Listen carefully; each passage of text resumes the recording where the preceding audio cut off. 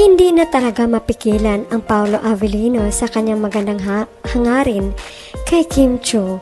Kahit maboss ay humanga na sa aktor at seryoso na ito ngayon sa kanyang relasyon. Ikinatuwa naman ng mas solid ang natuklasan nila. Sa isang live ng ad prom head ABS-CBN si Sir Eric Jan Salot, si Paolo nakakatuwa siya. Pinakilala niya yung admin ng Pangnautics kay Kim, si Rona.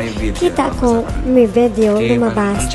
Ang gentleman ng Paolo, sabi niya, Rona, tinuro niya sa video, nakakatuwa na. Saad ni Sir Eric. Gusto talaga ni Paolo makilala na ng lahat ang nag-iisang prinsesa sa buhay niya. Sobrang proud pa ito kay Kemi. Heto naman komento ng netizens. Ikaw na talaga Pau-Pau, mabait at gentleman. Magdiyosawa ko diyan, Charis. Kaya bagay na bagay sila, parehong mabait. Wow, grabe na to, nakakatawa talaga si Pau. Well, thank you Paolo. Lagi-laging magpapasalamat sa'yo.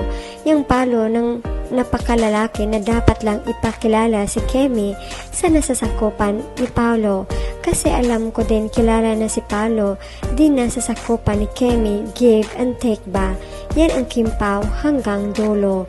Walang bibitaw forever and evermore.